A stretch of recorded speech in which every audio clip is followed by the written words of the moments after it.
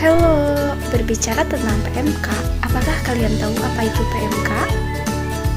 PMK adalah penyakit mulut dan kuku atau foot and mouth disease atau biasa disebut FMD.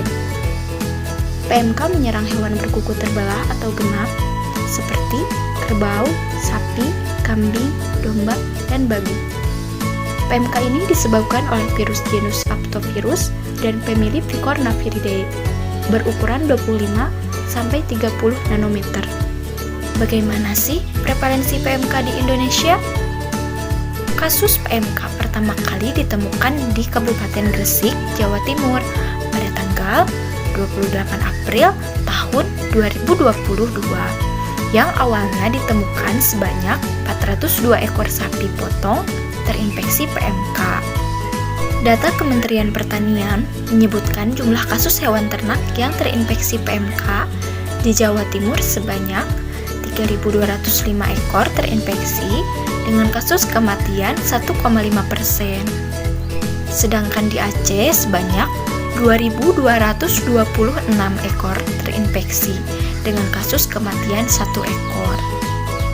Nah, berapa lama sih masa inkubasi PMK? Masa inkubasi PMK berlangsung selama 2-7 hari. Kira-kira bagaimana ya penularan virusnya? Virus dapat ditularkan oleh hewan ternak melalui tinja, urin atau semen, cairan vesikel, air susu, air liur, dan udara yang dihembuskan. Apa saja sih gejala PMK itu? Gejala PMK yang pertama, demam atau pireksia.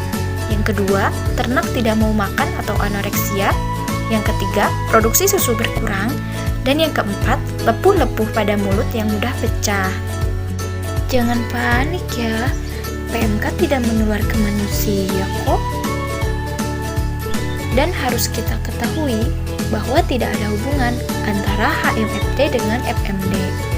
Karena HMFD adalah hand-mouth foot disease pada manusia yang disebabkan oleh virus Coxsackie-virus.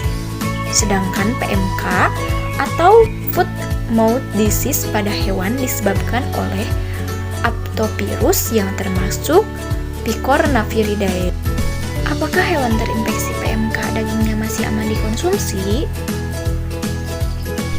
Ternyata daging hewan terinfeksi PMK masih aman dikonsumsi loh. Tetapi harus melalui proses pelayuan dengan cara daging digantung untuk menurunkan pH atau derajat keasaman dan harus dimasak dengan suhu tinggi serta dengan waktu yang cukup. Bagaimana sih langkah pencegahan dan penanganan PMK? Yang pertama, memberikan antibiotik, vitamin, dan penguat imun pada ternak. Yang kedua, melakukan isolasi terlebih dahulu jika ada ternak yang baru datang dari luar. Yang ketiga, pisahkan ternak yang memiliki tanda gejala PMK dengan ternak yang sehat dan segera periksakan ternaknya ke dokter hewan agar segera ditangani. Dan yang keempat, melakukan vaksinasi PMK. Yuk, tetap waspada dan cegah PMK.